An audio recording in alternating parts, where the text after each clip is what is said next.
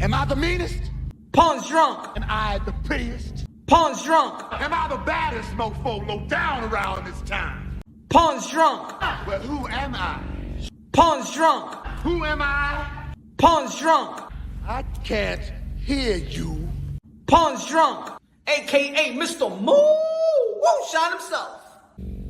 Of Harlem.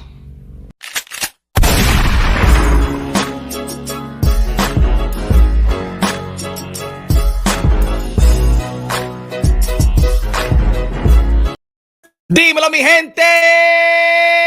You already know this is Pawn, Drunk, Boxer, a.k.a. Mr. Moonshine himself, a.k.a. El Adobo, a.k.a. El Sazón, a.k.a. El Borracho. Dímelo, mi gente! Ladies and gentlemen, I'm having a couple of problems with the Wi-Fi, man. That's what it is. And I'm like, yo, what's happening, man? What the hell is happening? You know? So, I'm not even sure if it's gonna be working good, man. I've been having problems for the last couple minutes and hours. It's horrible right now. I don't know how y'all seeing it right now, but it's been horrible. So I was like, yo, I don't even know I'm gonna do this. It's flickering, it's glitching, it's freezing, it's hold on, let me see. So we can't do it right. We can't do it right, we cannot do it right, my friends.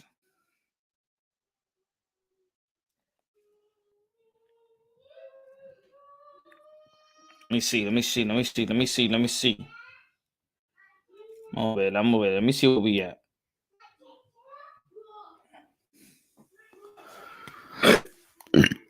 Excuse me.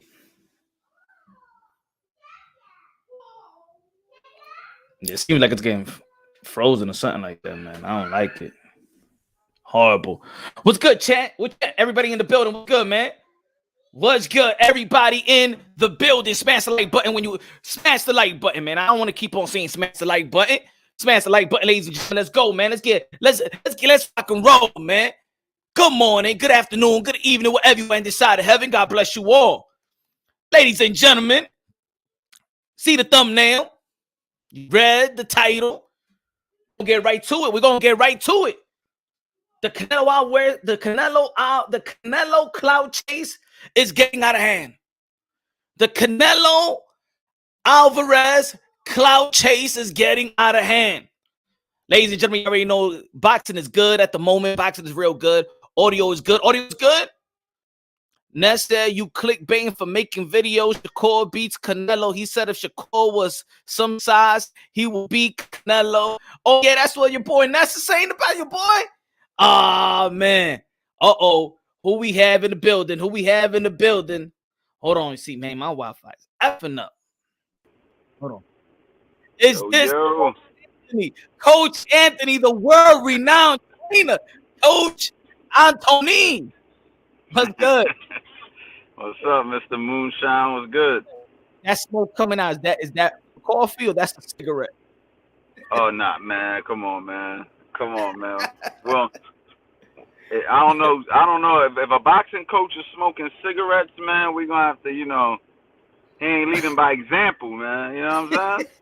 Oh man, we gotta talk to senior then. See people up at senior. Oh man. Well, hey, I ain't saying. Yo, what's good?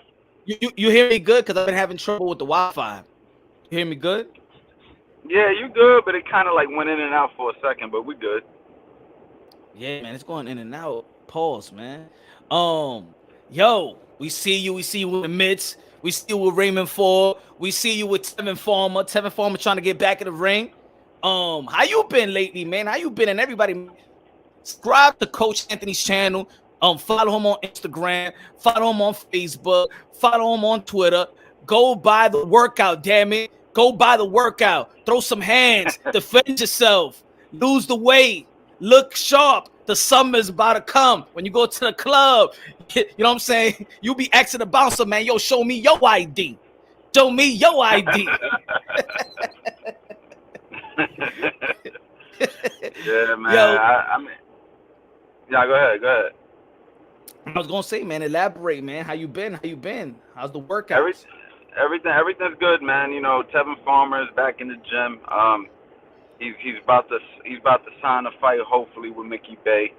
So it's looking like he might get this Mickey Bay. You know, obviously people know who Mickey Bay is. Mickey Bay is former world champion, very very good boxer. Had that draw with Cambosis. So I mean, Mickey Bay's a live dog. So we just been in the gym working out. It's not official yet, but it's looking like a 90% go on that situation. And we just been busy, man. You know, I've been helping out all the other fighters. There's a bunch of fighters in this area. I happen to live in an area that just has an abundance of fighters. I'm in the South Jersey, Philadelphia area. So we got guys like Raymond Ford. We got Tevin Farmer.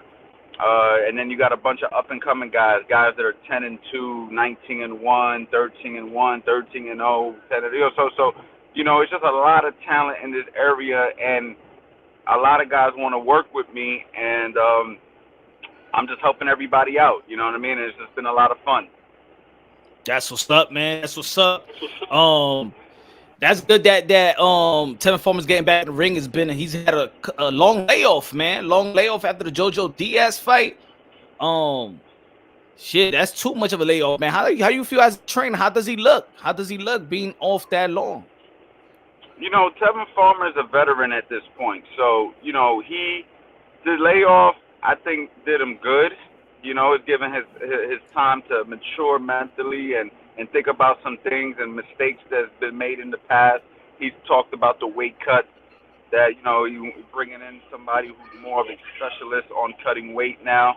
And he just had some time to think about some of the, you know, the approach and some of the things that we could do better as a whole, as a team. So Tevin Farmer's mature, and I just believe that at this stage of his career, he's 31 years old. He didn't have an extensive amateur background, so he didn't take a lot of punishment. He's got good defense. He's got maturity. And I just think that there's a really good opportunity for him to really grow into the best version of himself at this stage of his career, especially after a loss, and him understanding that a loss can set you back in the sport a very long time. And if he wants to continue to fight, if he wants to continue to stay in the sport, he has to take this very seriously, because people will override him and look over him immediately if he loses again. So I think he understands that, and I understand that, and so does his other trainer, Chino Rivas. He understands that, and you know, our goal is to just help him be the best version of himself. That's what's up. That's what's up, man. Yo, boxing is lit right now. All the weekends is all booked. Man, the wifeys are happy because all the boxing heads is going to be home in the weekend because it's fights every weekend. Who do you got? Who do you got in how do you feel about the Shakur Stevenson versus Oscar Valdez? What do you feel about that fight?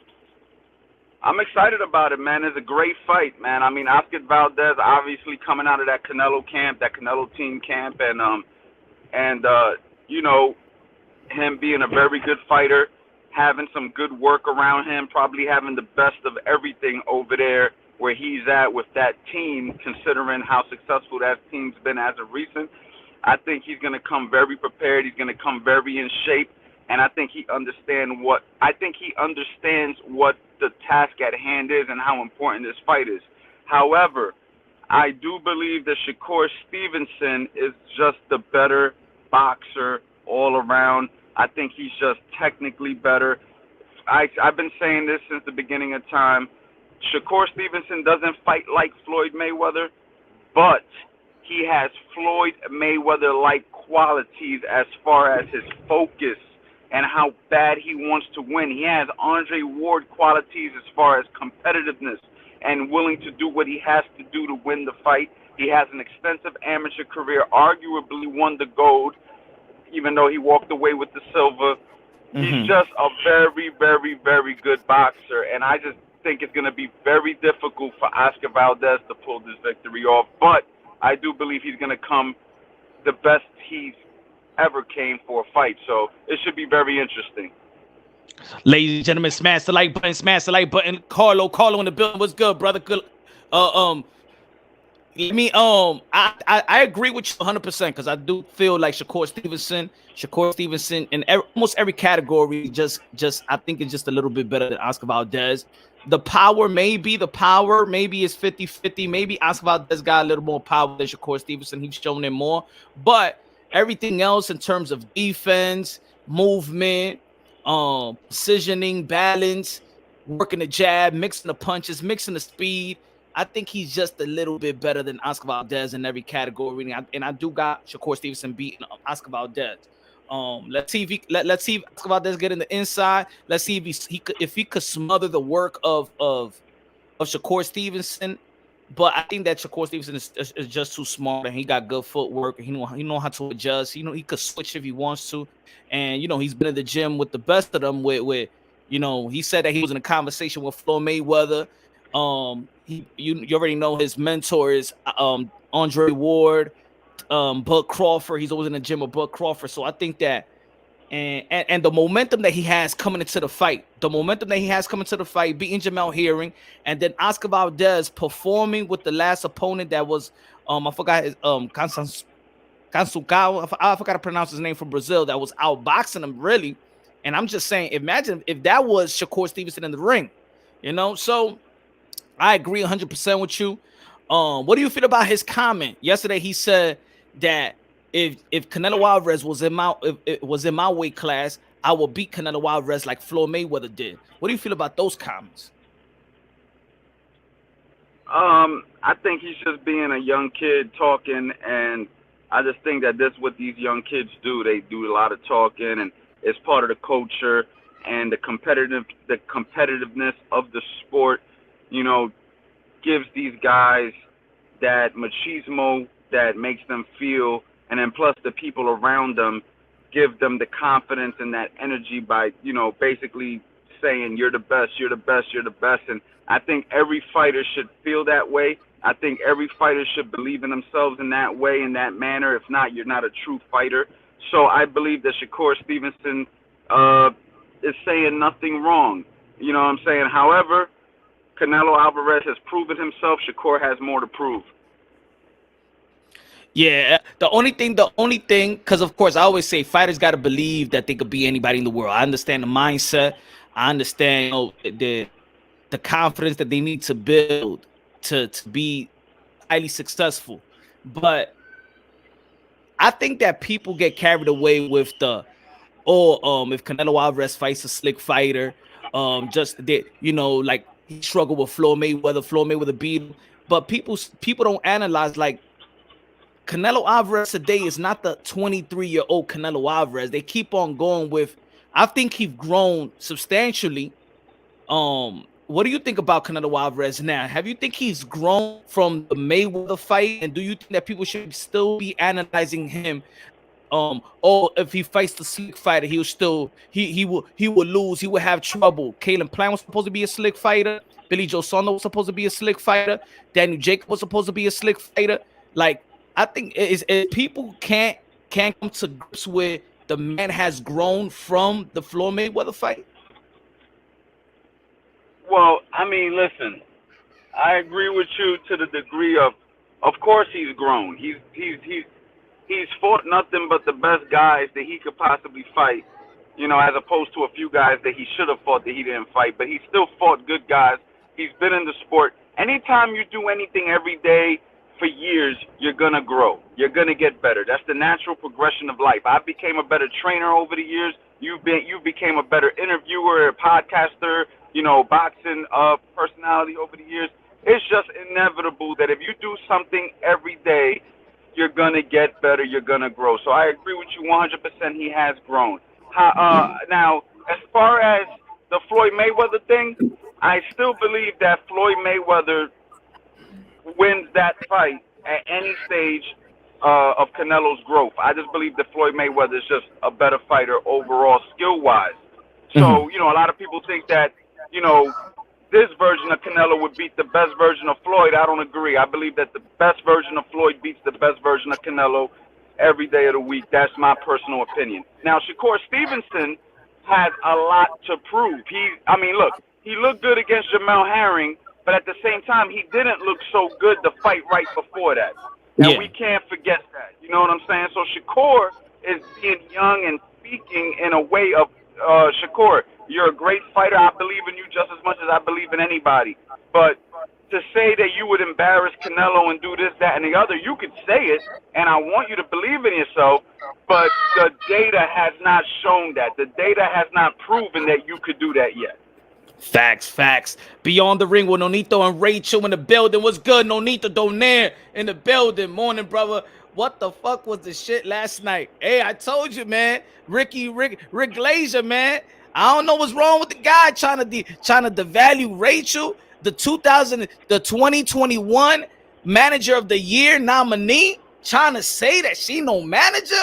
Nonito, we got to talk about that, Nonito. Shout out to Nonito Donaire, 4th Division World Champion, on his way to fight the rematch unification bout with Naoya Inoue. Hey, Coach Anthony, what do you feel about Nonito Donaire at the age of 39, still doing this thing at the highest level? God bless him.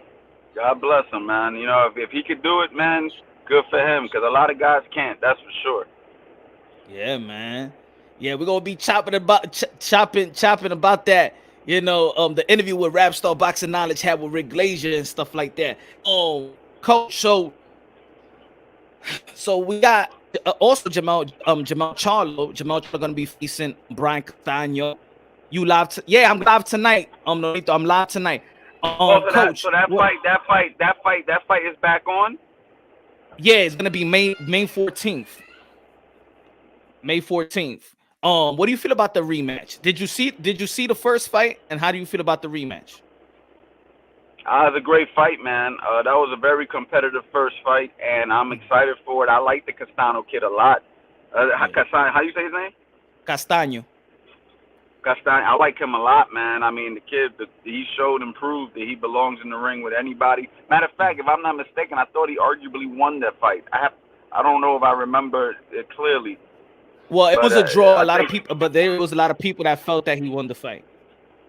Yeah, I mean, I can't remember, but I think, if I'm not mistaken, I thought I had him edging the fight.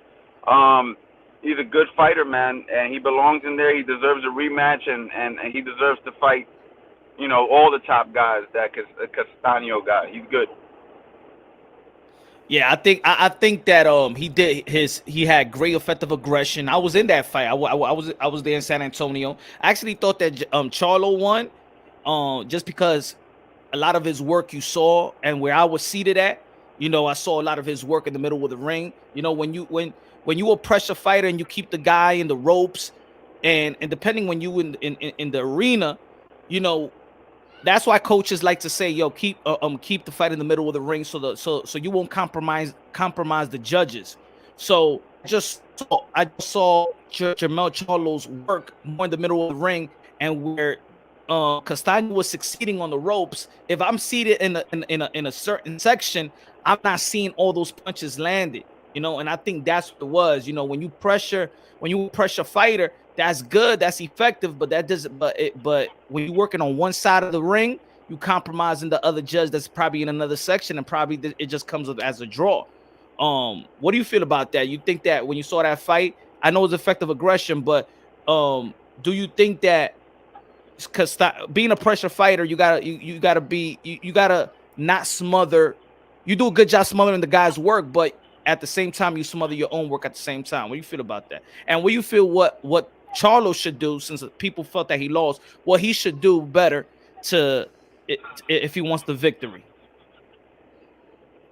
You know, I got to watch that fight again because it was so long ago. But, I mean, I don't know, man. I just think that, you know, Castaño, if I'm not mistaken, he was the one who was being very aggressive, correct? Yeah. He was with effective aggression. Yeah. I mean, yeah. So as far as laying on the ropes and stuff like that, yeah, that's definitely not somewhere you want to be unless you're very good at setting traps off the ropes. But that's definitely not somewhere you want to be because you're giving a guy opportunities to get off. You know what I'm saying? And unless you got some sort of a game plan to set a guy up with some sort of a counter shot, that's not a place you want to be for the exact reasons you said. For one, you're giving him opportunity to hit you.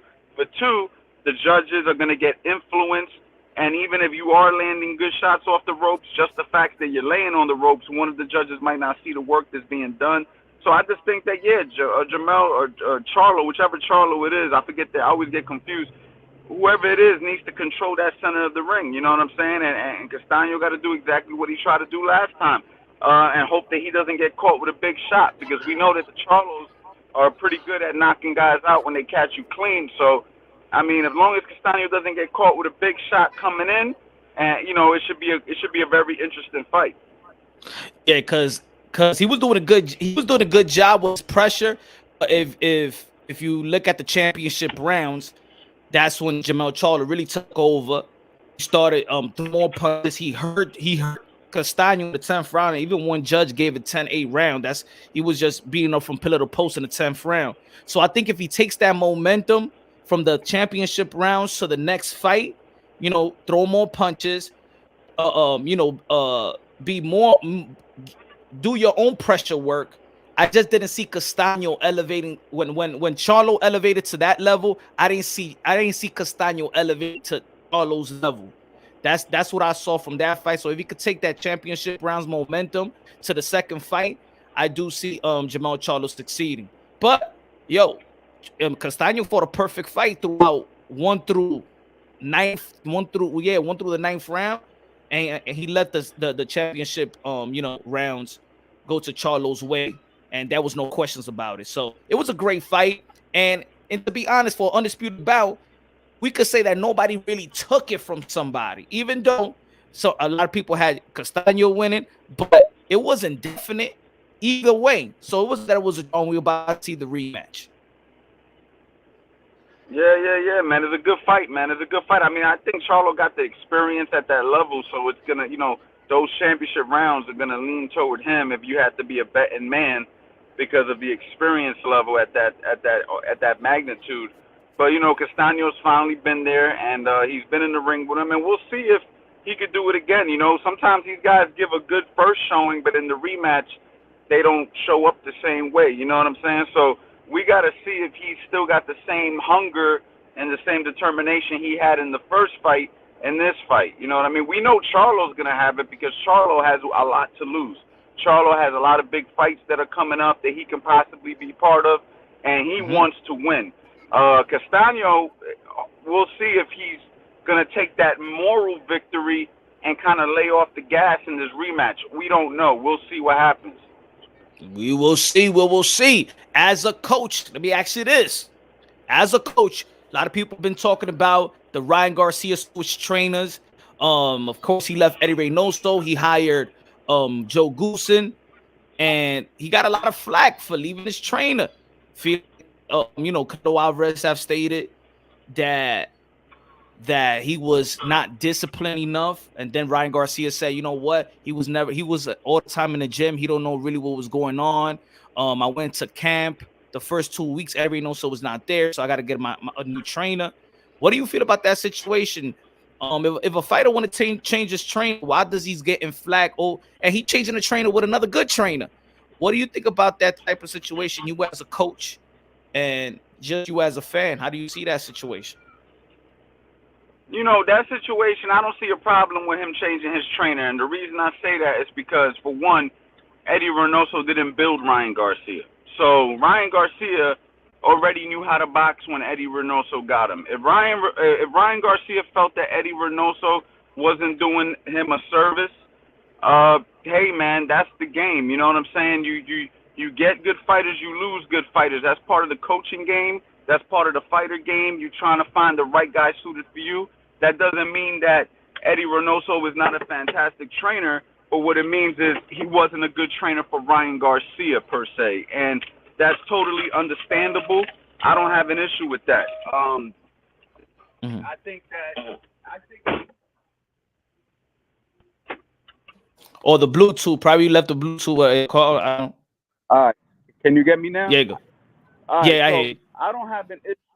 Yeah, I don't have an issue with what he did. I feel that, if you get a guy, who's already a built fighter, hey man, you got to show him proof right away, because this guy already knows how to fight. And and that's what it is. Can I get a pink lady? Large? So I don't have a problem with it whatsoever.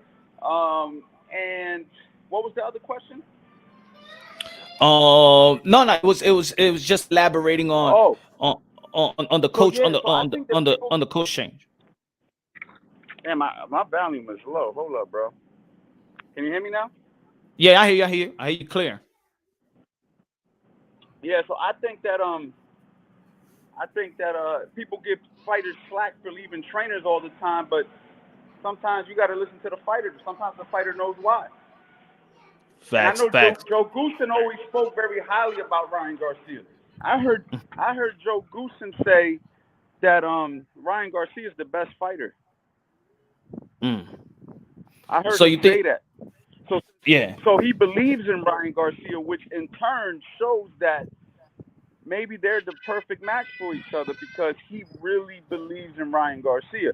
Eddie Reynoso might just be taking on the gig because he sees it as a potential opportunity to make some money and have another good guy. But you got to truly, truly want to invest into your fighter if you want to keep that relationship long term because this is far deeper than just a check, man. Like, you got a guy's life at risk. You got a guy's a guy is relying on you to do the best job you can to help him prepare for battle. And if you're not showing up to the gym, if you're not fully invested, you should be happy to let him go, honestly. That's what's up. Nonito Donan said, Coach Anthony, can you get some bananas? I'm getting my healthy drink, man, my breakfast drink. What's good, John McSmith? Yo, how do you put the volume up in your phone on this joint, man? When I got out the Bluetooth, now I can't hear you. Yo, hold on. Look, let me show you what I'm drinking, though. Let me see what you're drinking. You drinking Jack Daniels already in the morning? Yeah. Hold on, bro. He ain't gonna pay. He's gonna run. I'm still Ese no paga. Take a receipt? I'm good. Have a good day. Thanks. All right. Let's get back on this Bluetooth so I can hear y'all, man. Shout out to Samir. Shout out to Samir. Everybody in the chat, smash the like button. Smash the like. Smash the like. We got Worry Now, trainer, Coach Ant. Coach Ant, the evolution of boxing teaching right here in the building. Huh? Tell Former better put your ass head coach. I'm saying it right now, man. Forget what you say, man. You better put your ass head coach. Man. Voice.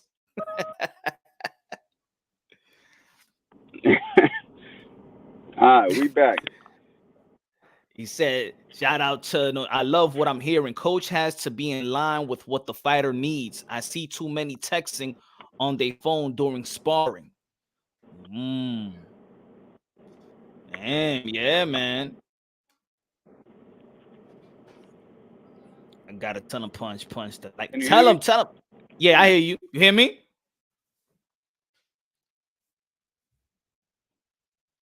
Okay, he probably gonna jump back in. Shout out to Coach Ant joining your boy, Mr. Moonshine. Everybody smash the like button. I know and apologize for the Wi-Fi, man.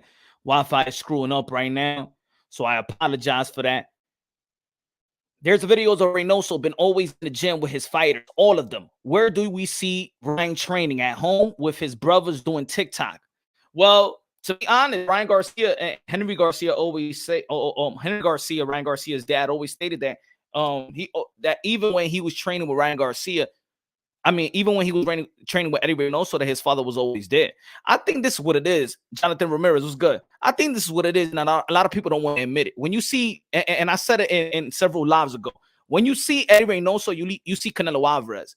And I think that the flack it's not really an Eddie Reynoso problem. I think that people have a problem. I think because Ryan Garcia leaving Eddie Reynoso is leaving Canelo Alvarez. How much you want to bet if Canelo Alvarez leaves Eddie Reynoso, nobody will have a problem with it? Right? What if Canelo left?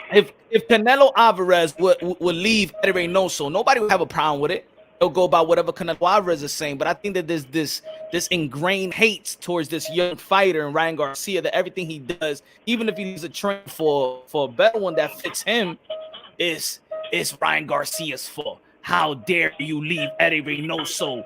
How dare you? You know, I think that's what it is in my opinion. Well, I think that I mean, Ryan Garcia definitely got an element of people questioning his mental state due to all this mental health shit that he's been, you know, dealing with over the years, and I just think that people are insensitive to it. And you know, look, man, at the end of the day, man, there's a lot of good trainers out here, but that, like I said before, that doesn't mean that they're a good trainer for you, because the trainer has to be fully invested. You got to mesh well.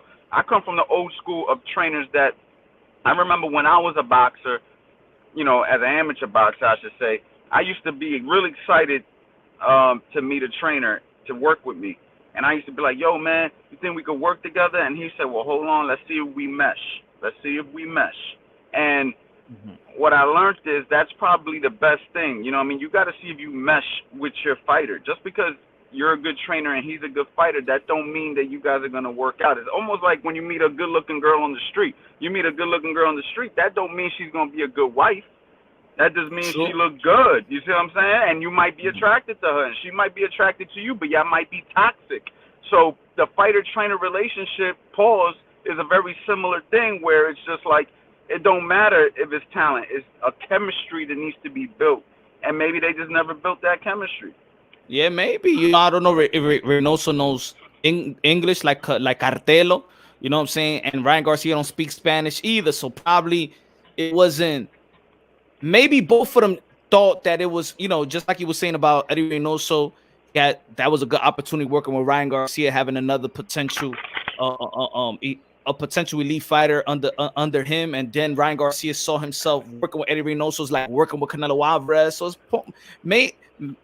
probably it wasn't genuine, a good match, a good approach to working with one another. Maybe they was probably using each other for something else, and it wasn't genuine. Maybe that was the issue, you know. Maybe, man. I mean, look, if Ryan Garcia gave me a phone call, you better believe I'm picking it up, right? Because that's a huge opportunity. Now, can I do anything for Ryan Garcia? That's determined to see, you know, based off of us spending some time with each other. But, you know, at the end of the day, as a trainer, you're gonna take on these opportunities most of the time. When you get a big name contacting you, when you know you're going to get big TV time and big exposure and stuff like that, is a genuine part of the business to take all those opportunities, and that's what Eddie Reynoso did, and unfortunately it didn't work out.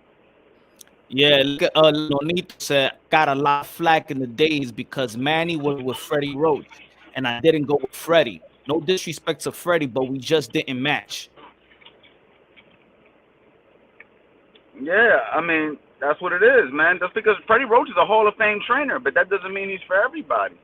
Facts. And I've been saying that, and it's true. It's almost like I think that in that situation, let's say when Nonito is explaining, they're looking at Manny. They're not really looking at Freddie. Like, how can you work with Freddie? Look what he did for Manny.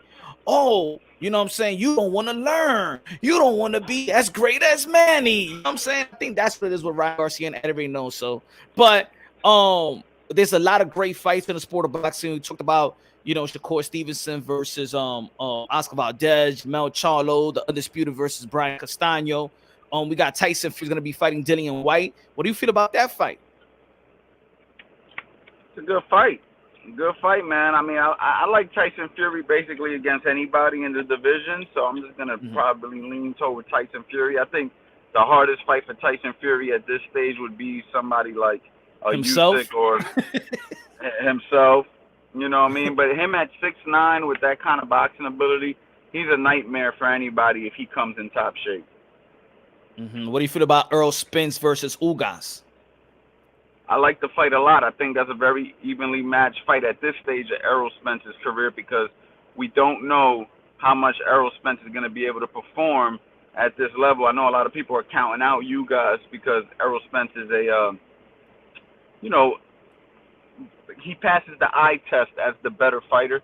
But yeah, I just think that Ugas coming off this victory with Manny Pacquiao, his confidence is up. I think he's underrated too. He's a good boxer.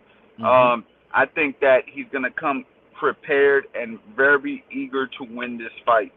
And I just think that this is going to be one of those fights that Errol Spence is going to have to dig down and bite on his mouthpiece, because if he thinks he's just going to beat up Ugas, that's not what's going to happen in this fight. It's going to be very competitive.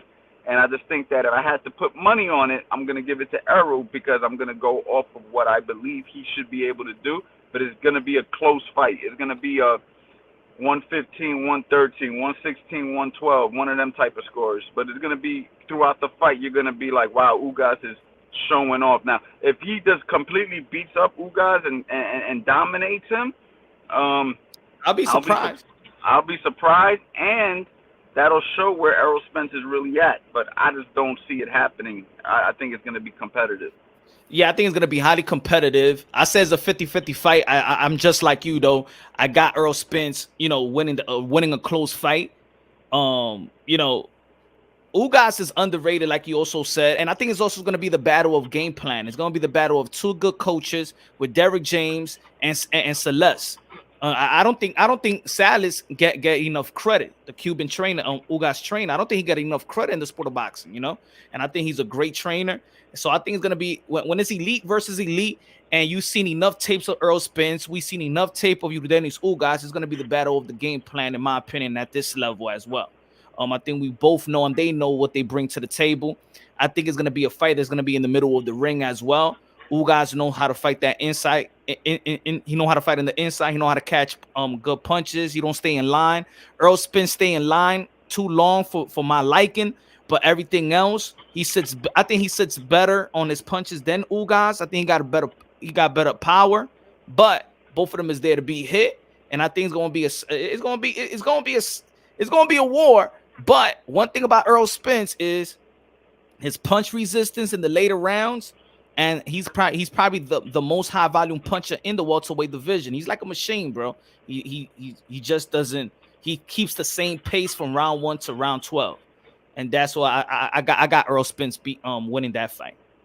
Yeah, and Errol Spence knows what's at stake. He needs to win this fight because, if he wants to fight Terrence Crawford eventually or something in a mega fight, I mean, he has to win this fight. I mean, I think everybody's already considering Terrence Crawford at the top of the division, and I just think that Errol Spence is in a position now where he has to reprove himself. Even though he was proven right before the accident, I think we're going through a reproving stage, and a lot of it has to do with we don't know if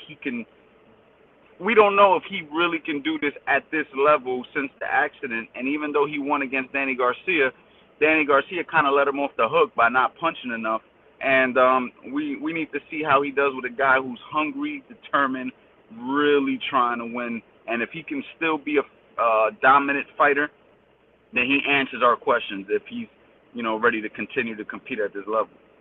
What you feel about, what I'm saying, you're near an up-and-coming star, one of the phenom in the welterweight division, Jerome Boots Ennis. When we're talking about the welterweight division, they're talking about that. I said almost 3 years ago he's going to be the next Roy Jones Jr. People thought I was crazy, but I think he does have the intangible and the body mass to be a full division world champion if he does everything right, if he's focused, determined, stays in the gym, in which he has a great trainer in his pops, Boozy. What do you feel about Boots Ennis, and is he ready to step inside the ring with the elites? I do believe he's ready to step inside the ring with the elites, and I just think that he needs an opportunity to do so. And unfortunately, this division is like one of those divisions where either you're fighting the best or you're just fighting like guys that you're not going to get your credit for beating. You know what I'm saying? And that's just the problem. And that's the problem with the division. So every time he beats somebody, they're like, well, he hasn't fought nobody. Well, the only people that he can fight that is somebody are the top guys, and those guys don't want to fight him right now due to the fact that it's not a good business decision to fight him. So Boots is in a sticky place where, he can't get the fights that he really wants to prove himself. But at this point, nobody wants to spar the kid. He's dominating everybody he's fighting. None of the top guys want to fight him. I mean, let's just be honest. no disrespect to Danny Garcia, but do you think Danny Garcia could beat Boots right now? Nah. Okay. Do you think that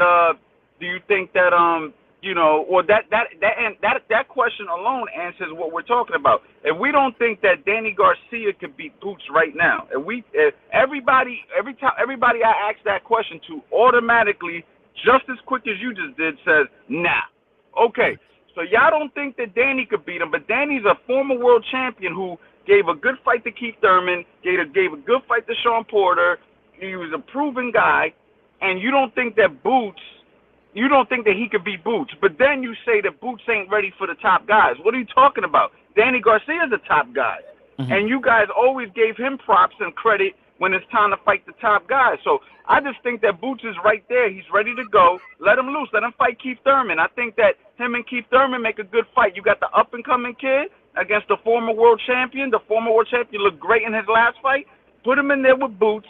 Let's see how Boots does against Thurman. If he could beat Thurman, then we got to see him fight the winner of Spence and what you call it, Crawford, if that fight ever happens, or you know, whatever. But yeah, he's ready to go. You got to give him a chance, man. You know what I mean? Yeah, I like Virgil Ortiz as well, man. Virgil Ortiz. I mean, honestly, if he can't get those big fights, then maybe he should have a crossfit fight with Virgil and say, hey, listen, I know it's early and I know we want to build this for a big fight later on, but hey, man, nobody wants to fight. Let's see who's the best of the up-and-coming guys, and then the winner fights the top guy. I mean, we got to do something. If we want to see Boots fight the best, you got to give him a test. And if nobody's willing to fight the kid, then whose fault is this? True, and right now they in position, right? Virgil Ortiz is number 1 in the WBC. He's number 1 in the WBO.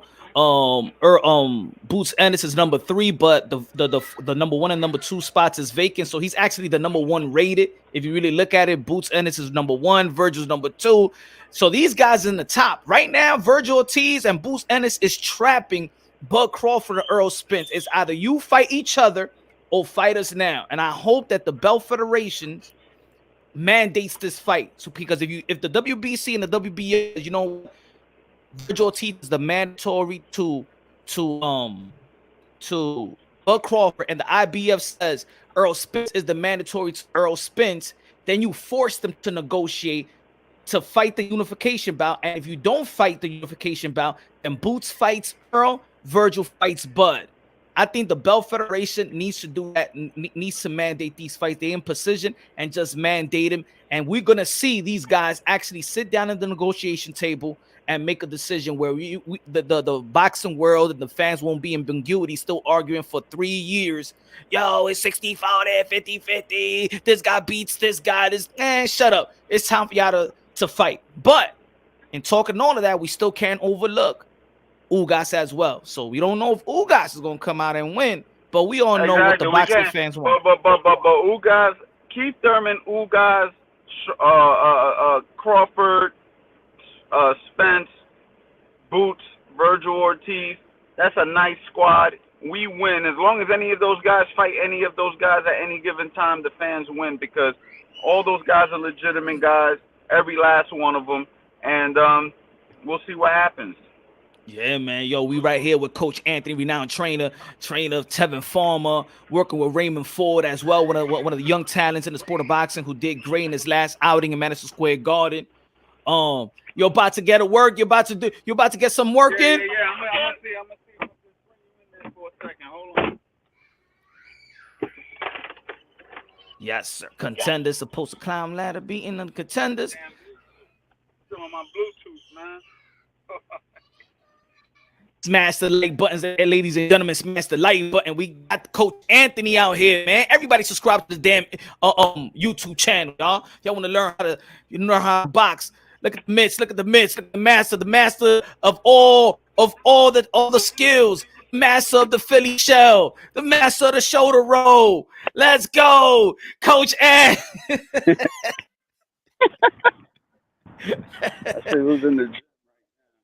Who's in the gym, man? Yeah, man. Yo, what you feel about? I never asked you this matchup. What do you feel about Amanda Serrano versus Katie Taylor? Good fight, man. I'm rooting for Amanda Serrano, hometown girl, Puerto Rican. Boricua. Bias, you know what I'm saying? So I'm rolling with Amanda Serrano. That's what's up. That's what's up, man. Hold up. How you turn this camera around? Can you turn this camera around? Yeah, just turn it around. On the side. Let me see.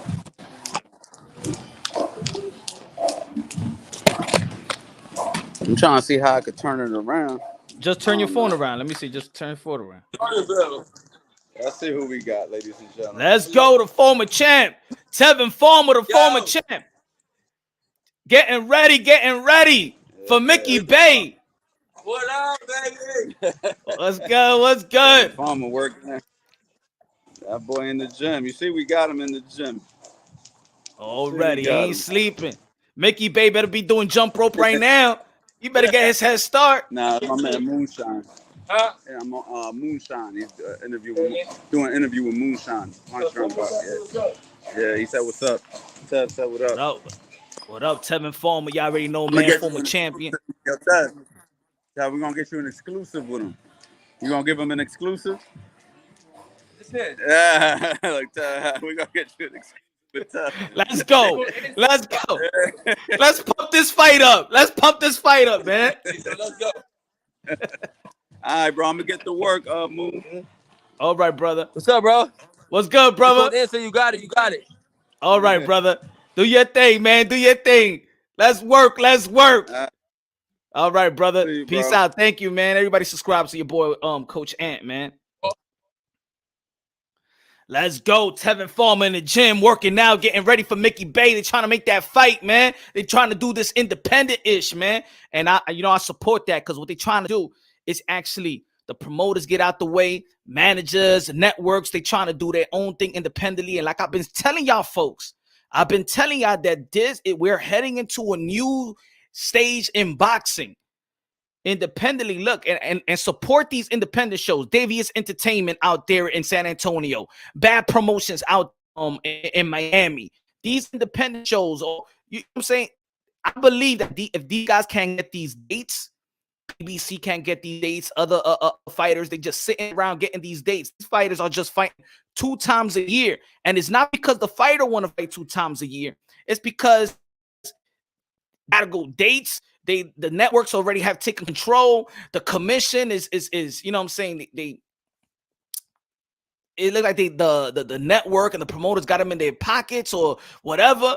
You know what I'm saying? It's getting kind of weird, but it's time for these fighters to put their money, share their money. You know what I'm saying? They can make these fights alone, man. Little by little, they're gonna push these sanctioning bodies away. These belt federations, y'all gonna be dinosaurs in a couple of years from now if y'all don't get it together right now. And this is what I'm talking about, the welterweight division. We could see Earl Spence and Bud Crawford forced to the negotiation table, force them to negotiate. Mandate Virgil Ortiz and the WBC and the WBO. The WBC and the WBO is working together. Mandate that fight. Mandate Bud Crawford to fight Virgil Ortiz. IBF mandate Earl Spence to fight Boots Ennis. I don't remember the last time that the IBF mandated Boots Ennis. This is really effing up right now. I don't remember the last time that Earl Spence been ordered by the IBF. The last time they ordered was Carlos Ocampo. Ladies and gentlemen, that's 2018. This 2018, this politics needs to end. These belt federation needs to mandate this fight. They in position to get this fight. They in position to force Bud Crawford and Earl Spence. Forget about PBC. Forget about Top Rank. Not with Top Rank no more. Force them to negotiate. Mandate Virgil Ortiz and Boots Ennis. They got to look at each other and be like, all right, we don't want these young gunners. We got to fight each other right now. Because if we don't fight each other, you got to fight Boots and I got to fight Virgil. So let's work this shit out right now. You know? Smash the like button, ladies and gentlemen. Smash the like button. What the hell IBF is doing? I don't know what the hell they doing. I don't know. And a lot of people always be like, hey, yo, the IBF is the strictest. It's the strictest belt federation. They have not mandated Earl Spence since 2018. Carlos Ocampo. They have not mandated. We in 2022. This is the reason why he could do whatever he wants to do. This is the reason why he could just stay out for a year and a half. They got to mandate these guys, man. They got to mandate these guys. And the beauty of it, the guys that they can mandate, it's not guys that we don't want to see these guys in the ring with. You know what I'm saying? This is why I'm not all head over heels. Oh, but Crawford, Earl Spence. No. Belt Federation, do what you got to do. Mandate these guys with Virgil Ortiz and Boots Ennis and watch them go into the negotiation table like this. And if they don't, boom, you mandate and then we head into a new era. Virgil Ortiz, Boots Ennis, Virgil Ortiz. Let's go. We had it with y'all. We had it with the Earl Spence and Bud Crawford. If y'all don't want to fight each other, I could go 100 to 154. We don't give a damn. We got Conor Ben. We got Virgil Ortiz. We got Boots Ennis. We got Stanionis. Let's go, man. We got Josh Taylor moving up to 147. We good. Y'all don't want to fight each other. We good. Move to 154. We good. We all right. Punch is right. There's no sanctioning body to force the best fighting the best. That's exactly, man. That's what we at. They not doing it. The promoters got these guys in their pockets. The promoter, man, there's no rules, bro. This is boxing. There is no real rules. There's no real rules. The WBC, look, I'm gonna give you like this. Wilfredo! Gracias de lo mío! You think Jerome Boots Ennis versus Josh Taylor possible next fight? That fight is good, but does Josh Taylor want to get? I don't think Josh Taylor want a piece of that. I would think that Josh Taylor will actually fight Teofimo Lopez before he'll fight a Boots Ennis. I don't think Josh Taylor want to fight no Boots Ennis right now. I don't think he want that word, but thank you. God bless you, my brother. God bless you, Wilfredo. It will be a good fight, though. It will be a good fight. I don't think that Josh Taylor has great momentum. If Jack Catterall can make him look the way that he made him look, come on, Jerome Boots Ennis. I'm gonna tell you like this. I said it I said it a while ago. I said Jerome Boots Ennis is the second coming of Roy Jones Jr. And I know a lot of people is Punch, stop prematurely. You premature. You know what I'm saying? Analyzing these fighters, man. I got an eye for talent, motherfucker. I got an eye for talent. When I say Boots, I said Boots. Boots. Good looking now. Appreciate you, my brother. Appreciate you, man. Thanks for the support, man. God bless. God bless. Beyond the ring, Nonito, Nan said it's perfect to be here on the way dropping my kids off. Gets me hype for the day. That's what I'm talking about. That's what I'm talking about, Nonito. Get hype. Get hype. Tell the teacher right now. Hey, yo, teach my son right good. I'm going to the gym right now. All right? So when I pick him up later on, I'm hype. You feel me? I'm hype. Tell him, Nonito. Tell him. Now, you know, you better be ready. You better be ready, the monster. You know what I'm saying? You better be ready for Nonito. Nonito got a chip on the shoulder. Nonito got his second win. Nonito got the fountain of youth right now. Oh, man, knocking out goodbye, Obali. You feel me? Two straight stoppages. He ain't playing around. One of the best left hooks in the era. Let's go, Nonito going there. Let's go. Shout out to Jesse Vargas getting prepared for his fight versus Liam Smith, April 30th.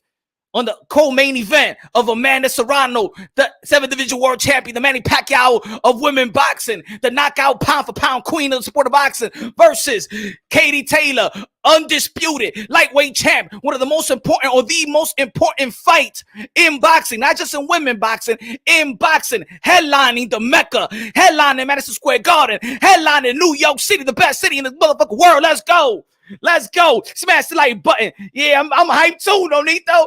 I'm hyped too. They ain't never met nobody like this, like Mr. Moonshine. They all stuck in another channel right now with a boring ass motherfucker talking about, boxing, I don't know. I think it's a good fight. Man, this is boxing right now, man. This is boxing. People be talking boxing like this is a golf tournament. Man, come on, man. Go, let's get hype. This moment, man. This moment. You hear, said he wants revenge against me. Ooh. You know why, Nonito? You know why he wants revenge? Because you ain't make him look like a monster. You made him look like he's human. Yeah, he's a great fighter. But he wasn't a monster. He wasn't a monster that night. He was a great fighter, but he wasn't a monster. That's what it is. So he's like, man, this guy, man, he made me look a little ordinary, man. He made me lose my aura, man. He cracked my orbital bone. So I know Nonito got power. I know that. That's what it was, Nonito. That's what it was. You made him look like he ain't a monster no more. The invincibility is not there no more. So he knows he could get hurt. He knows he could get hurt. And you know he could hurt you too. And that's why it's a great matchup. Mano y mano. Let's see who's gonna take the best hit. Mano y mano. The rematch. You already know in boxing, the rematch is always the even a more lucrative fight than the first fight. Let's go. In the first fight, people was like, man, I don't know if this is gonna be the last fight for Nonito Donaire. Maybe this is the last fight. That was the buildup. Maybe this is the last fight. Maybe the passing of the torch. Nonito Donaire, I ain't pass you no damn torch. Yeah, I lost you, but I ain't pass you no damn torch. You crazy? There's no need to do that. This is a Filipino flash. Huh? Monster? All right, prove it to me twice. Prove it to me that you could beat me twice. I didn't even know if this gonna be my last fight. But right now, man, I feel good. I think I got 7 years more to me. I'm like LeBron James in the NBA. You feel me? I don't know when I'm gonna retire. I'm probably gonna retire when my son start boxing. Let's go, Lolito. Let's go. Smash the like button. Smash the like. Can't wait for that fight. Can't wait. We all going to Japan. We all going to Tokyo. Let's go. We all gonna eat some sushi throughout the week. Let's go. Ladies and gentlemen, smash the like button. I ain't playing around with y'all. Smash the like button. Kiss the like button. Make out with a like button. Impregnate the like button. Damn it. Foreplay with the like button, man. Turn the like button around and dookie duke the like button. Suck the vajiji juice out the motherfucking like button. Let's go, man. Get some kids. Treat the like button good or the like button will take your ass to child support. Family court. You know you don't want to make that line. Let's go. Let's go. Let's go. I'm hype. Mr. Woo-shine. Let's go. Oh, man. Let's go. Hey, Perez, Serrano. Good looking out. I appreciate that. The Cash App, appreciate that, my brother. Let's go. One Punch Man. Revenge. Don't need to go there. We love you here in Texas. Alice, Texas loves the show, and we love Nonito Donaire. Marco, dímelo, gracias. Ladies and gentlemen, let's go. Let's go back into and shout out to Coach Anthony. Everybody, again, subscribe to Coach Anthony. Subscribe to his YouTube channel. I'm telling you, I think is one of the best YouTube channels. Very informative. He teaches real well. He's just not a coach. He's a teacher, and he's a young teacher. He's an evolution of the sport of boxing. I can't wait for a fighter. Bring him in the gym and work. He got new ideas. He's elevating the game. He works with a bunch of amateurs. He worked with Tevin Farmer. Work with Eddie Chambers. Work with Raymond Ford. What's good with Fredo? A new member. Welcome to the family, brother. Welcome to the family. Let's go. Welcome to the family, man. Appreciate that, man. Family getting better, man. That's what I'm talking about. Let's go. Please be here every morning, Marco said. I'm going to try my best to be here every morning. I'm going to try. This is what I've been doing since last week. I'm trying hard to get, you know what I'm saying, waking up the people. This is the Smelling Salt morning show. I'm waking you up with the Smelling Salt. Wake your ass up. I'm your coffee. Y'all already know it's Mr. Moonshine, el adobo, el sazón, el borracho, el pastor de boxeo, y por la mañana, tu café bustelo. Let's go. Let's go, Sanchez. Welcome your brother. Welcome. We got another brother, bro. Welcome to the brother. Let's go, Samir, man. Our family getting big, man. Thanksgiving's gonna be great. All right. Well, Fredo, you got the ensalada de papa. Sanchez, you got the pork. Samir, you got the macaroni salad. Let's go. HLD. What you want to bring? You got the baked macaroni or the macaroni tuna salad? Nah. You Puerto Rican, you gonna bring what you gonna bring? Pork chops. Puerto Rican love pork chops. Let's go. All right, man. Let's go to the title, y'all. Let's go to the title. The clout chase of Canelo Alvarez. Now, of course, when you're the top dog, everybody gonna have your name in your mouth. Everybody gonna have your name in your mouth when you're the top dog. But when you have people that just call, all right, let me go a little back. Ladies and gentlemen, in the boxing world, something needs to stop immediately. When you're assessing Canelo Alvarez, this needs to stop. I've been hearing it too much. Every time we're trying to analyze who Canelo going to be fighting, Canelo Alvarez growth, the evolution of Canelo Alvarez, who Canelo Alvarez is going to have problems with. Is Canelo Alvarez going to be, if he fights a slick fighter, he's going to have problems. What Canelo Alvarez for Billy Joe Saunders, he was slick. What Canelo Alvarez for Daniel Jacob, he was slick. What Canelo Alvarez for Lara, he was slick. Canelo Alvarez for Mayweather, of course, we already know that. He lost to Floyd Mayweather. Floyd Mayweather is TP, is one of the best that ever laced him up. That's Floyd Mayweather, right? Caleb Plant. Andre Ward was helping out Caleb Plant. Oh, he's a slick fighter. He's going to have trouble. Hey, what happened? Ladies and gentlemen, let me tell you like this. Shakur Stevenson yesterday, and I made a skit about it. People was mad. There was some people to be like, yo, but he has to have confidence. Of course, we want Shakur Stevenson to have confidence. We want all the fighters to have confidence. I want all the fighters to have that type of confidence. They could beat every damn man that ever stepped inside the ring or is a fighter. You got to have that confidence. I understand. But this is what I'm actually like a little bit irritated. Y'all keep analyzing Canelo Alvarez like the 22, 23-year-old that fought Floyd Mayweather. Stop it. Oh, hey, shout out to Jamel Charlo that's going to be fighting Brian Castano. But even in his interview, he said, I will beat Canelo Alvarez like Floyd Mayweather beat him. Shakur Stevenson said, if I was in the same way with Canelo Alvarez, or if he was in my weight class, I will beat him like Floyd. I'm going to beat Canelo Alvarez like Floyd Mayweather. It's always, I'm going to beat Canelo Alvarez like Floyd Mayweather. Let me tell you something. Y'all motherfuckers ain't no goddamn Floyd Mayweather. Y'all ain't close to more Floyd Mayweather. Y'all not even close.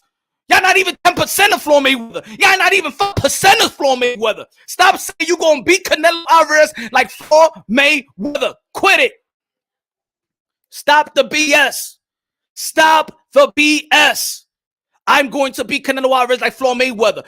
Because the more that you say that, you're only analyzing Canelo Alvarez like the 22, 23-year-old. Motherfucker has grown. Motherfucker's been in the gym. Motherfucker has been fighting high quality of fighter. He fought the Triple G's of the world. He fought Canelo Alvarez as pound for pound number one. When Canelo Alvarez fought Floyd Mayweather, he was not pound for pound number one. People still trying to figure out if he was green.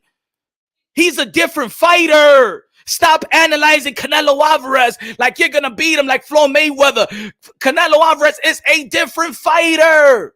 Different fighter. He ain't mud feet no more. He slips. He knows how to move. You saw in the Triple G, Canelo Alvarez won. When people was like, oh, yo, he moving. Damn, he's moving too much. And a lot of people ain't like it because people didn't understand the evolution. He brought another wrinkle to his game. Canelo Alvarez is a gym rat. Canelo Alvarez right now is the king of boxing. Canelo Alvarez, the king. Canelo Alvarez, a.k.a. King Nello, a.k.a. Cartelo, a.k.a. Cashkello, a.k.a. Payday, a.k.a. get the fuck out of here, man. That Canelo is not, this Canelo is not the same Canelo when he fought Floyd. Stop analyzing Canelo when he fought Floyd. That's what people got it wrong. And the more you analyze it like that, Canelo Alvarez keep on proving your ass is wrong. Every time he's facing somebody. Well, he facing Billy Joe Saunders and he moving. He kind of slick fighter out there in the UK. And maybe he's going to have problems because of the Floyd, because Floyd was slick. Well, Caleb Plant is going to be doing good and stuff like that because Floyd is slick. Because Floyd was slick. Well, Danny Jacobs going to be doing good. He be switching because Floyd was slick. Oh, we want to see Canelo Alvarez with a slick fighter.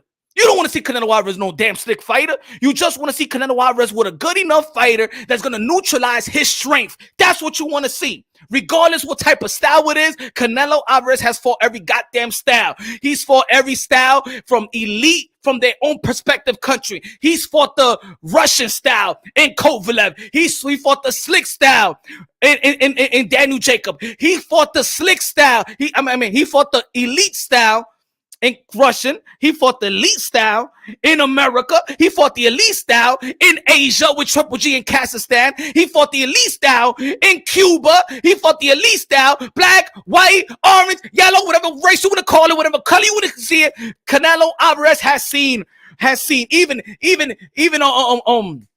Amir Khan, even the Mexico. He's fought it all. He's fought every motherfucking style there is. Stop talking about this. Well, you know what? If he fights a slick fighter, man, he punches holes through slick fighters as well. He got footwork now. He's a smart fighter now. Smarter. He was smart when he was young, but he's smart. He stays in the gym. He a gym rat. He's not this guy that just gets prepared when he's handed a contract. He is prepared. 4-division world champion. 4-division world champion. Come on, man. Y'all analyzing lazy, and this was happening to the boxing world. We're analyzing fighters lazy, very, very lazy. This is why we say, oh, upset of the year. It's only upset of the year because we're not analyzing the fights the way that we should. Excuse me. Edward Cruz, good looking out, my brother. Good looking out. I think this version of a prime Canelo will have beaten prime Floyd. You know, Coach Anthony disagreed. You know what? I think so. I think Canelo Alvarez could beat the prime Floyd. But then there will be way, you know what I'm saying? The prime Canelo Alvarez is 160. 160, 168. That's prime Canelo. Prime Floyd is probably what? Prime Floyd was like what 130? That's prime Floyd. I'm talking, or maybe welterweight. You want to say welterweight? You know, I think this Canelo is way different from the 23-year-old Canelo Alvarez. And if people can't see that, y'all still stuck in the past. Y'all gotta stop being stuck in the past. Huh? Come on, man. Y'all remember, let me tell y'all that, all right, we're going to break it, see, because I always break it down. Boxing translates to life itself. So let me, good looking out, Edward. I appreciate you, my brother. So let's break it down in layman's terms for the people out there. Most of us out here, we men. You know what I'm saying? We got the ladies out here as well, but most of us that tune into the channel, that tune into boxing is men. So let's relate it to life itself. I always say we translate boxing to life itself so people can understand your boy, Mr. Moonshot, because sometimes I'll be saying some shit. People be like, clarify that shit, Mr. Moonshot. All right, so let me clarify the shit. When you was 16, 17-year-old, huh? Let's say 16, 17-year-old, and you was with a lady, huh? And you was laying the pipe down. Yakety, yakety, yakety, yakety, yakety. Huh? It's way different than when you're 17 than when you're 27. Uh-huh. You know all the trick and the trades at that age, huh? Uh-huh. You know how to foreplay better than ever, huh? Yeah, you can still, 17 and 16, you can still make the shorty come. Yeah. But at 27, you already know what to do. Uh-huh. Yeah. Just like that. Just like that. You grow. And the more you fuck, the more you fuck, huh? The more you licky, the better you get. You know? The better you get, right? Huh? Am I preaching or what? Motherfucker gonna be like, it's true, pun. You know what I'm saying? It's true. Now I was 16. I couldn't carry a chick yet. But now I'm 27. I know the way she like it. You know what I'm saying? You know, when you was younger and you was going down there and you was licking everything, you was just licking all everything in circle. But when you know where and what and how she wanna come, you know exactly where to go. You know exactly where you wanna go to the pool. I mean, ahí me meet right there. Come on, man. I gotta explain it to the people like that. Huh? Do you understand your boy? He's grown, man. He's grown. I don't know with what punching power Stevenson thinks he has to even keep Canelo at bay. And that's what I'm saying. Shakur Stevenson, I understand. You got to have that confidence. If you was him, but my man, you're not Floyd yet, man. You're not Floyd, man. You mean that you beat him like Floyd did? I don't even know if you could do what Floyd did yet. I don't know if you could do that yet, my brother. And look, and what I said, look, I like Shakur Stevenson. What I said right after the fight with Jamel Herring, I'm praising Shakur Stevenson. Shakur Stevenson is ahead of his game in terms of intellect, in terms of IQ.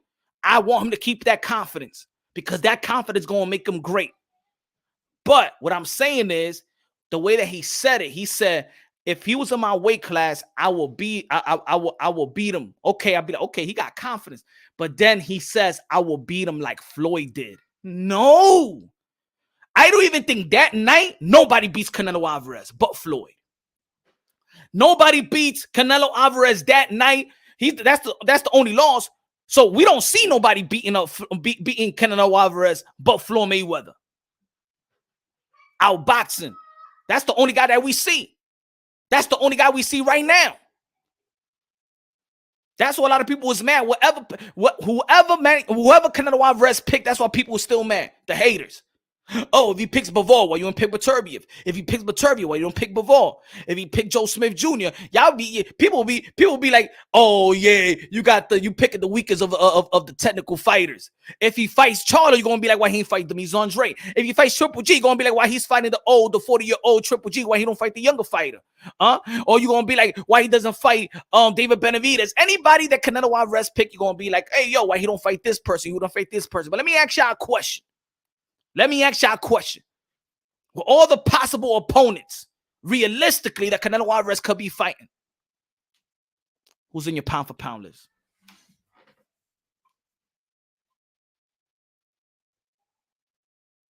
I'm going to ask you again. There's always going to be somebody going to be tight. There's always going to be somebody going to be hating on Canelo Alvarez. For all the potential realistic opponent, from Bivol, Beterbiev, Charlo, Andre, David Benavidez, Triple G. Who's on a pound for pound list? Who's in your pound for pound list? Is any of these guys on a pound for pound list? Because I'm going to tell you like this. None of them are on my pound for pound list, which means that Canelo Alvarez has separated himself from his contemporaries. There's a big gap. Canelo Alvarez have separated himself from his contemporaries. That doesn't mean that they're not good. They haven't done enough. It doesn't mean that Beterbiev, Bivol, Charlo, Andre, David Benavidez, Triple G used to be on the pound for pound list. But if he fights one of these guys right now, whoever he picks, right? Bivol, he picks who's on the pound for pound list? He has separated himself from his contemporary. This is why I say if he could retire right now, he goes first ballot Hall of Fame. I want everybody else to go and get their legacy. They don't need Canelo Alvarez. Yeah, they need to get theirs. Conor McGregor is the number one on pound for pound point list. Domingo Bonilla was good, man. All these haters will say Chocolatito beats Canelo too. Yeah, he could say, right? Chocolatito could say the same thing. Si yo era el tamaño de Canelo Alvarez, yo le puedo ganar a él. You know what? Could say the same thing about Shakur Stevenson. If he was my height, I think I'd beat him. Nah, man. There's only one Mike Tyson. There's only one Roy Jones Jr. There's only one Floyd Mayweather. There's only one Manny Pacquiao. There's only one Onito Donaire. There's only one Sugar Ray Leonard. There's only one Hearns. There's only one Hagler. There's only one Benitez. There's only one Roberto Duran. I always keep on talking about it when we talking about the different eras. We always trying to say that the best era was in the past and this era ain't shitty. That's not a real assessment. I'm going to debunk that narrative today, right now. And there's going to be people that's not going to understand it right now, but right after the live, and if you're going to think about what I'm saying right now, just think about it. Humble yourself right now. How many times that we hear that the guys in the other era is better than this era? This era ain't shit. These fighters ain't not like the fighters in back in the days. Stop it. I'm going to say that right now. I'm going to debunk that narrative. I believe that it's a wrong narrative. The problem with that narrative is when we say that past fighters are better than today's fighters, is that you bring up names that is already great. To compare the past to today, you will say, oh, shit, the past. Sugar Ray Leonard, Roberto Duran, Hagler, Hearns. Of course you're going to name them. How about you name the other ones? Name the guy that was ranked number 9. Name the guy that was ranked number 10. Rank the guy that was ranked number 8. It's easy to say. It's easy to compare the greatness, and then you want to compare and shame the today fighter because they don't have a cemented legacy yet. I'm tired of hearing that. I'm going to debunk that right now. The past fighters ain't better than today's fighters. I'm going to say it right now. The past fighters ain't better than today's fighters. Keep the great fighters away and let's have that same conversation. Keep the great fighters away and let's have that same conversation. Let's have that same conversation. Don't mention Hearns. Don't mention Roberto Duran. Don't mention Wilfred Benitez. Don't mention cemented legacy to shame this era. Pick those other guys. When we talk about the heavyweight, the heavyweight in the past is not like the heavyweight now. Okay, don't mention the Mike Tysons of the world to compare him to Deontay Wilder. Don't mention Mike Tyson. Don't mention Muhammad Ali. Don't mention Larry Holmes to compare to Anthony Joshua. No. Compare the other guys. Compare Bone Crusher Smith to Tyson Fury. Compare that. Compare Bruno to Anthony Joshua. Compare that. Don't compare the Mike Tyson to Anthony Joshua or Deontay Wilder so you could win an argument. No, you picking greatness to guys that still haven't cemented their legacy. Pick the other guys. Pick the number 3. Not the number 3. Pick the number 7 or something like that.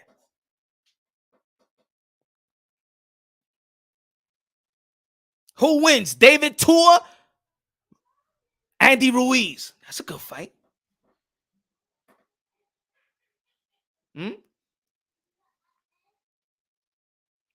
Compare it like that. We comparing greatness. It's like, oh shit, you know what I'm saying? Today, back in the days, it's way better. Look at Earl Spence and look at Keith Thurman compared to the welterweights of the past. And then you gonna mention fucking Sugar Ray Leonard. You gonna mention Roberto Duran. Like you gonna be like, look at the lightweight division.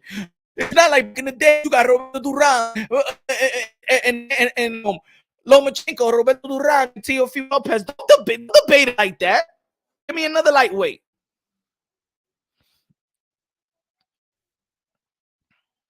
He said Miguel Cotto Prime versus Keith Tom Thurman Prime. I'll take Cotto by a left hook. Shit, that's a good ass fight.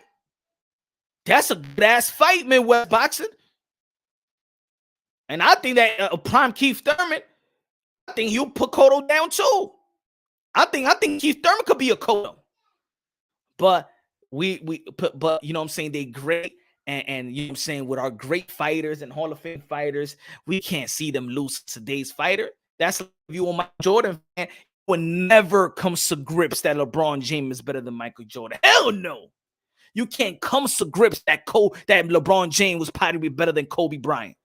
You know, hell no, you're not better than no Kobe, because that's your era and that greatness. Nah, hell no. You know what I'm saying? LeBron James don't got the killer instinct like Kobe.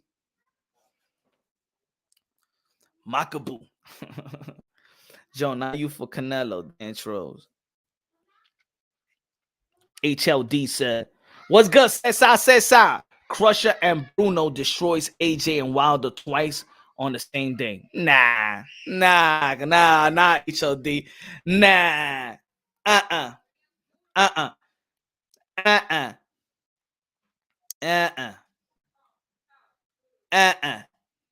Nah. I don't think Bruno. I think it will be a good matchup. Bruno versus AJ.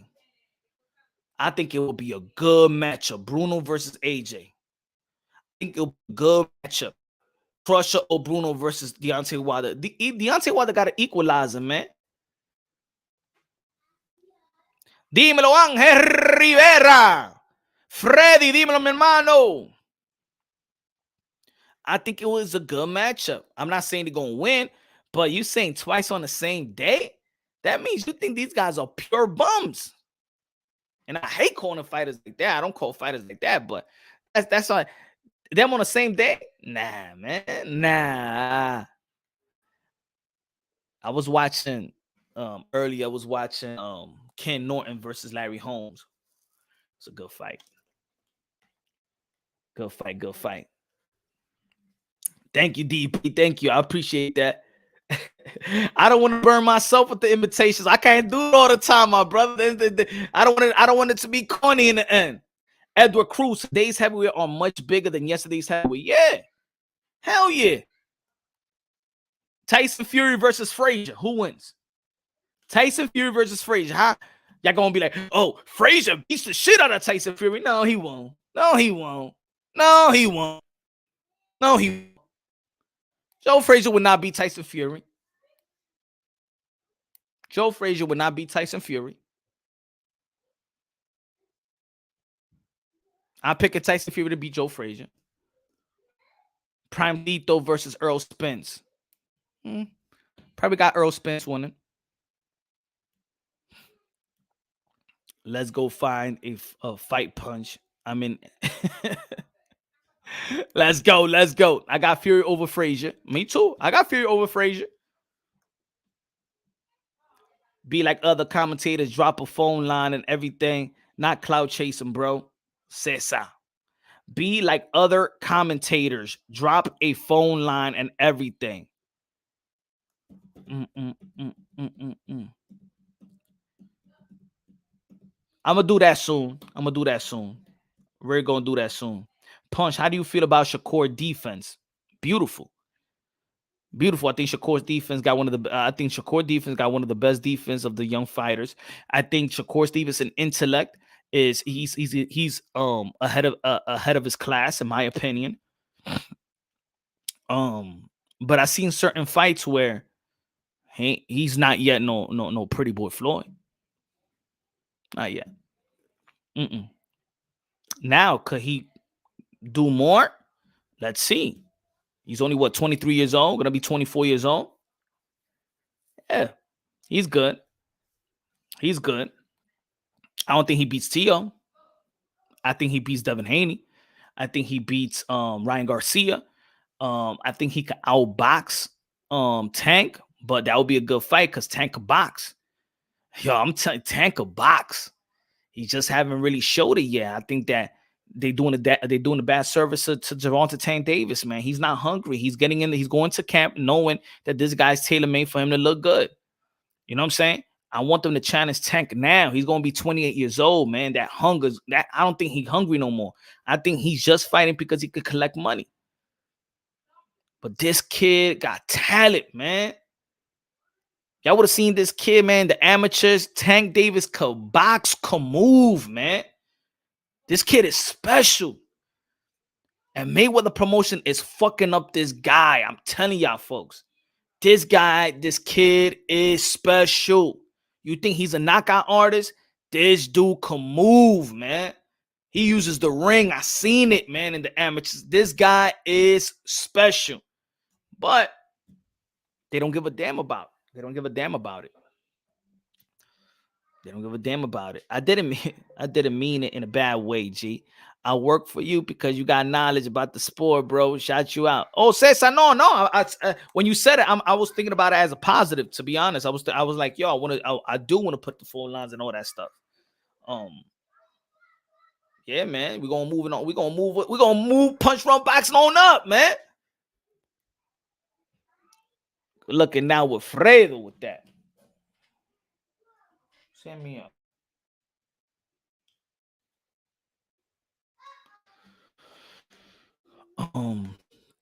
Y'all know tomorrow. Domingo Bonilla. His last fight was amazing. Shakur looked different. He did look very, very different, man.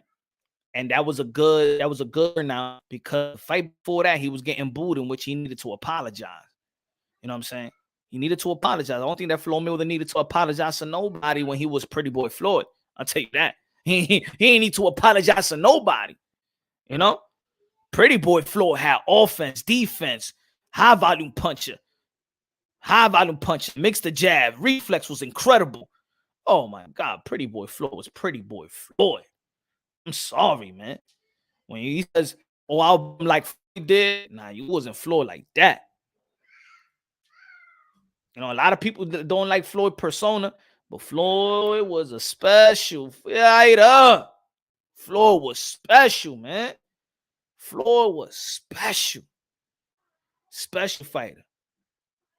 Floyd right now is in better shape than a lot of these guys in their prime right now. Floyd right now is in better shape than all these guys right now. That's what he lived boxing. Floyd Mayweather, look at even Julio Cesar Chavez. Look at his body right now. Look at Sugar Ray Leonard right now. Look at these guys. They in better shape. Look at Bernard Hopkins. All these guys is in fight weight.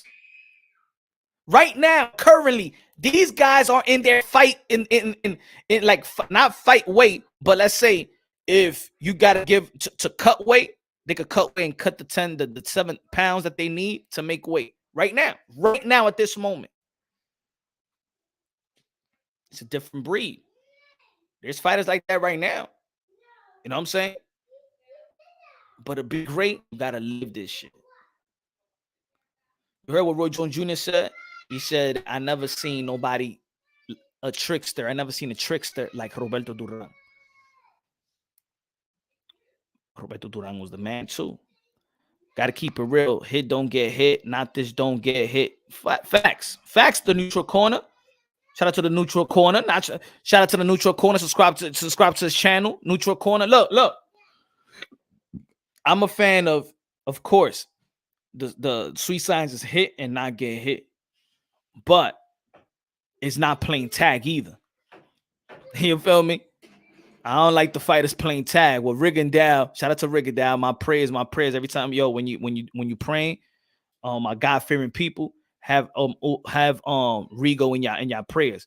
But that Casimiro fight, I said, nah, man, that's playing tag right there. He was playing tag. You're it. The hit and not get hit, tag you're it type of style. Nah, that's not for me. That's not boxing. For me, that's not boxing. I never would have imagined him working the inside like that. He took risks. He didn't have to please the crowd. Work. Shakur generalship.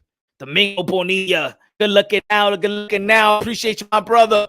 Yeah, man. Shakur Stevenson did wonderful last fight. But also, I knew that he was going to do good because I felt like he knew Jamel Herring and you know, they've been in the gym together. Bud Crawford knows Jamel Herring. Shakur Stevenson knows Jamel Herring. These guys know each other. They're friends. So I think that I saw that he was highly confident because he know how he work out. He know how he look and things of that nature. With Oscar Valdez, he could see his fights. And, of course, he's highly confident. And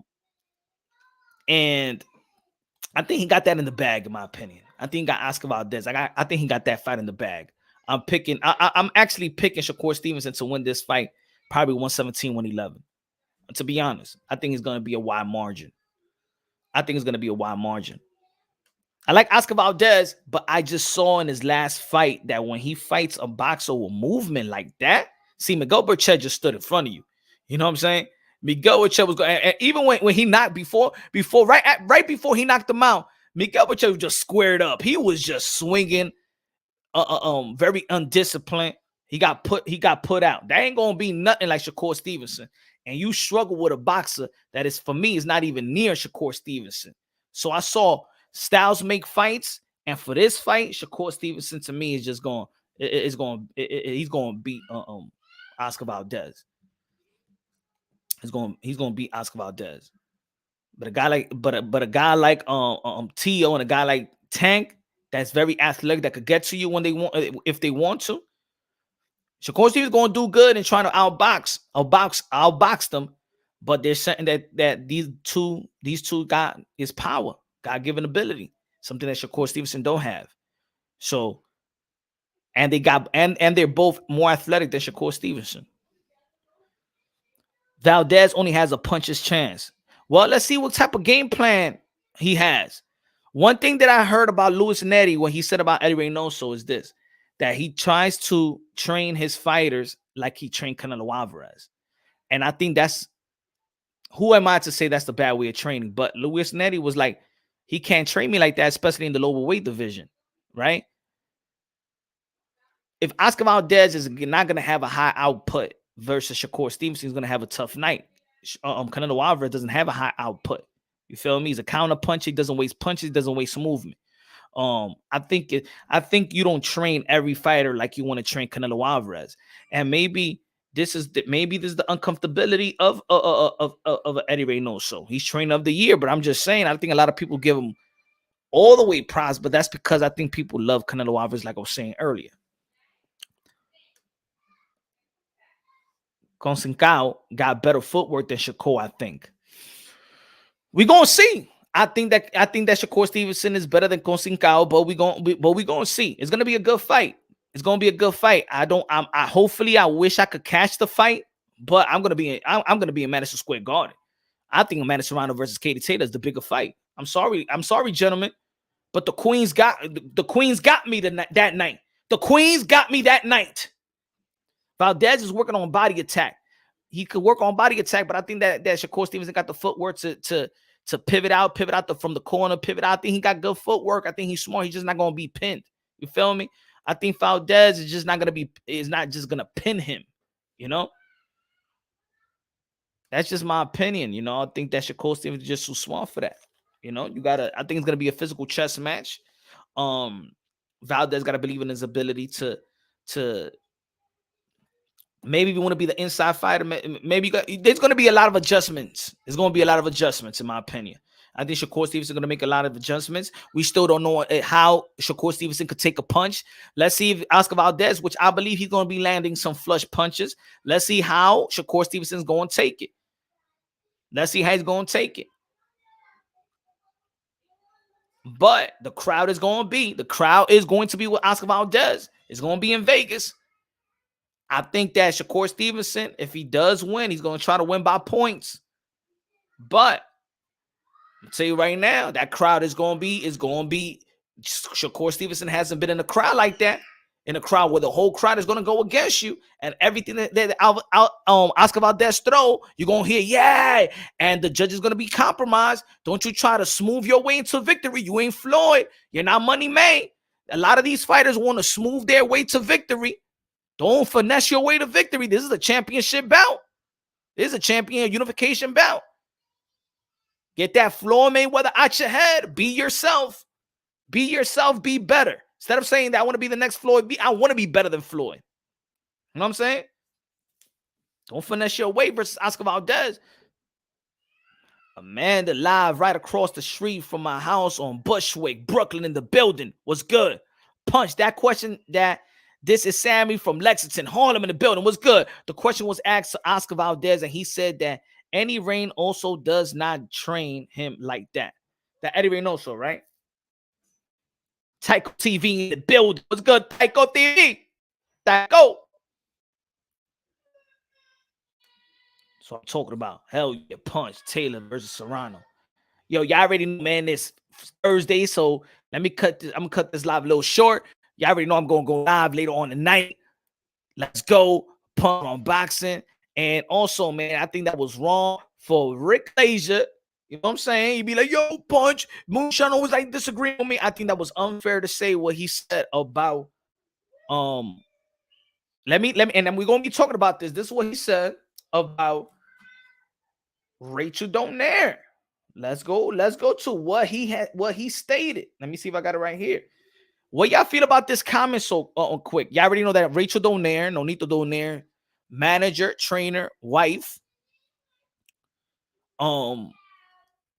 is the 2021 Manager of the Year nominee.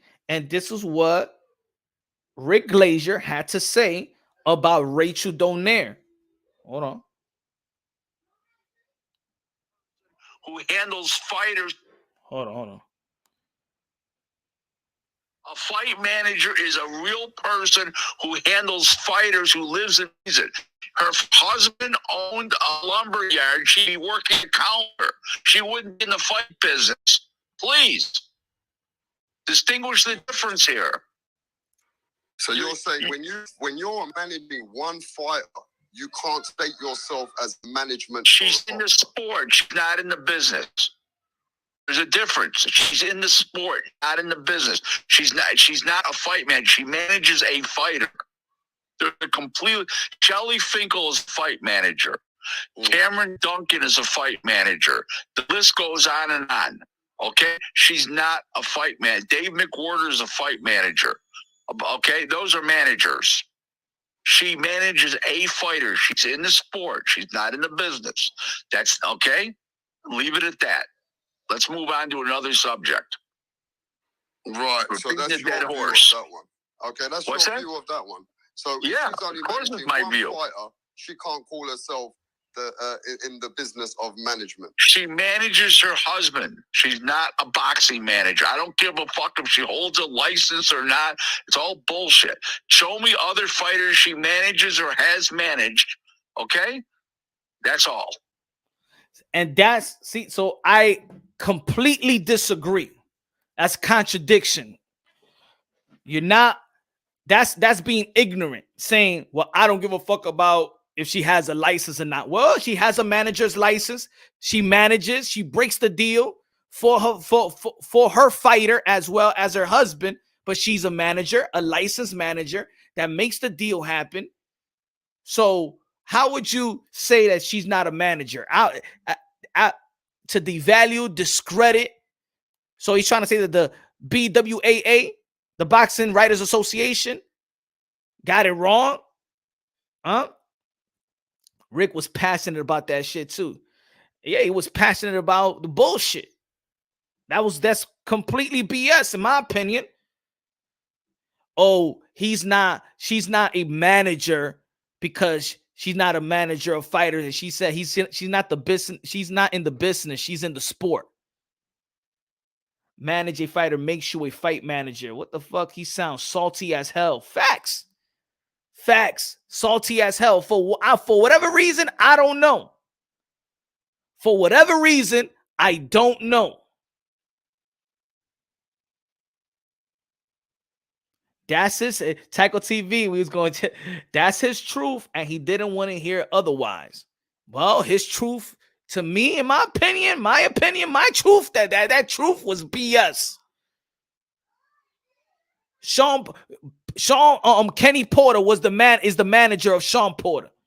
Oh, he's not a real manager because he's the father of Sean Porter?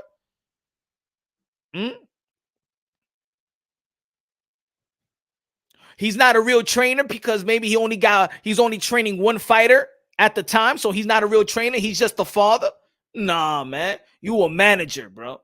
You a manager. She has a license to manage. Now, a lot of wifeys can't do that. A lot of wifeys can't train. And she got a fighter's background anyway. And he was saying, oh, she not in the sport. If he was doing this, then she'll be that. She'll be on the counter, whatever. Get out of here. You don't know that. And that's the problem. That's the problem. You know what I'm saying? Rick, very outspoken. And some of the things that he says, I agree. But some of the things he says, I disagree. And in this one, this was, in my opinion, this was like very ignorant to the highest power. He don't want this work, Tycho TV. You don't want this work. He don't want that. You saw how you like, let's move on right now. Imagine if it was me. Tycho, imagine if it was me.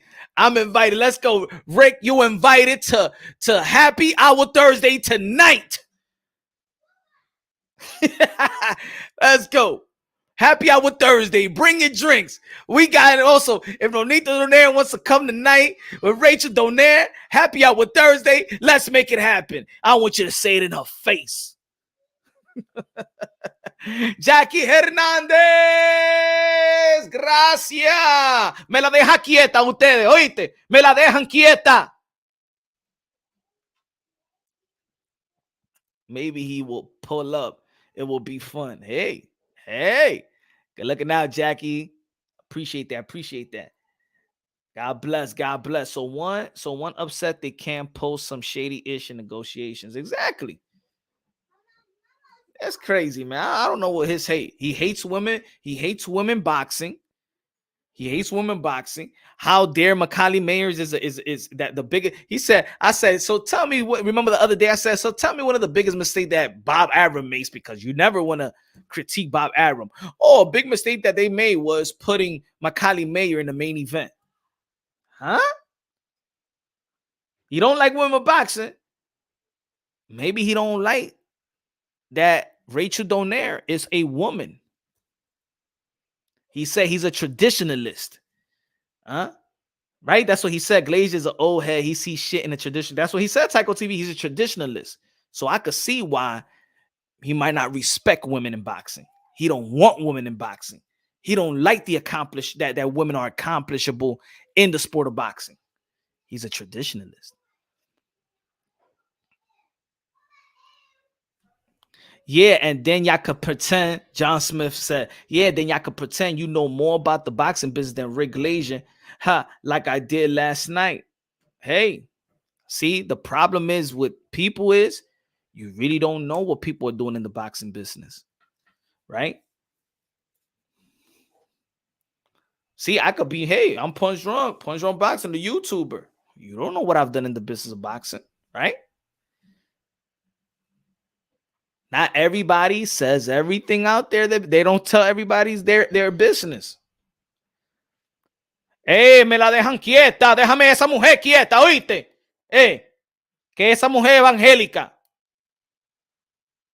I'm sorry, Jackie. Estos hombres, tú sabes. Me la dejan quieta. He probably never did it good. He not getting a woman. Hey, hands up. Hey, hombre. But yeah, man, later on the night, probably go at 9:30 or 10 p.m. Eastern time. Probably gonna do 9:30 p.m. Eastern time. No. Gotta be later. I gotta do the 10 p.m. Eastern time tonight. 10 p.m. Sorry if it's too late, but 10 p.m. Eastern time. Happy Hour Thursday. Your boy, Mr. Moonshine. Thank you, everybody, this morning. Hope everybody got a good morning. If you got kids, hope they're doing great in school. If you're a significant other, you hope everybody's healthy. Your mom, dad, friends. Keep God first, everything second. Fight plus survive equals true champions. Y'all already know, man, the best investment you can make is have God in your heart. Y ustedes, hombre, me la deja Jackie quieta, oíste, que esa mujer es muy buena para ustedes. Ustedes son mal paridos. Everybody. Jackie una reina, okay? Anyway, gotta go. Love y'all. God bless.